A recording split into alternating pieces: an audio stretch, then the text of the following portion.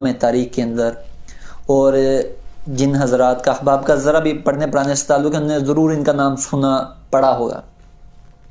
تو وہ فرماتے ہیں کہ جب میں بچپن میں تھا، بچے کھیل کود میں مشغول ہوتے تھے، مجھے نہیں یاد ابن الجوزی جی، کہ میں کبھی ان کے ساتھ مل کے میں راستے میں کہیں ہنسا ہوں، کبھی کھیلا ہوں.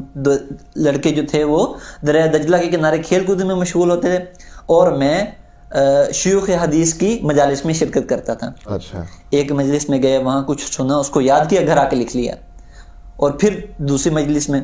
تو فرماتے ہیں کہ اور اس جلدی کی وجہ سے میرا سانس پھولا ہوا ہوتا تھا.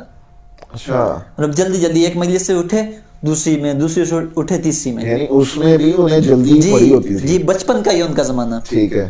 اور فرماتے ہیں کہ میں نے اپنے زمانہ طالب علم میں 20,000 کتابوں کا مطالعہ کیا.